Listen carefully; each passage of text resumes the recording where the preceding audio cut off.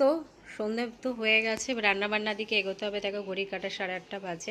তো আজকে সোমবার, খাবার তৈরি করতে হবে নিজের জন্য। ভেবেছিলাম একটু লুচি ফুচি করে নেবো, কিন্তু ইচ্ছা আর করছে না। ঘর থেকে দেখো চার প্যাকেট বের করে নিয়ে এসেছি, চাউ করবো একটু ঝাল ঝাল করে, আলু দিয়েই করবো। আর একটু হলুদ আর লঙ্কার গুঁড়ো দেবো এর মধ্যে, তাহলে টেস্টটা অন্যরকম একটু হবে। 1.5খানা চাউ করলেই আমার রাত্রিবেলা খাওয়া কমপ্লিট হবে, অতগুলো লাগবে না। কারণ আমি দেখাচ্ছি, এতটা করলে অনেকটা হয়ে যাবে।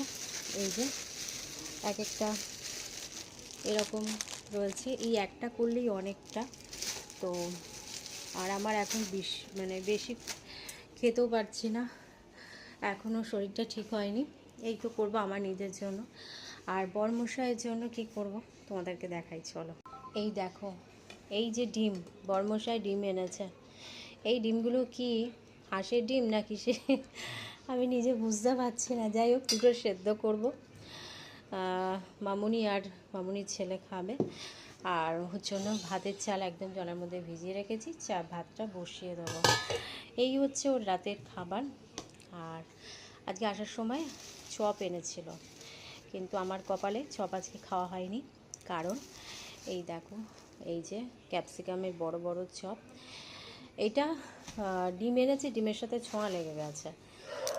চপ তো এনেছিল, কিন্তু আমার খাওয়া হয়নি এই কারণে। ডিম এনেছে, ডিমের সাথে ছোঁয়া লেগে গেছে।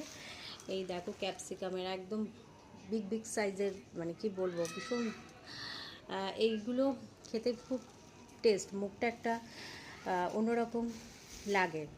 আর আমার এই জ্বরফর হয়েছে, তো এই সময় এগুলো খেতে ইচ্ছা করছে। তো যাই হোক, ডিমের সাথে ছোঁয়া লেগেছে, আজকে যেহেতু সোমবার আমি খাবোই না। তো এটাকে আমি রেখে দেবো একটা ফ্রিজের মধ্যে, রেখে দেবো, আগামীকাল খাবো। তো এই হচ্ছে ব্যাপার। আর কি বলছিলাম, তো চলো ঝটাপট রান্নাটা করি। এখনকার মতন ভিডিওটাকে এন্ড করি। ভিডিওটা ভালো লাগলে প্লিজ লাইক করো, কমেন্ট করো, শেয়ার করো, আর সাবস্ক্রাইব করতে ভুলে না। চলো এখনকার মতন টাটা।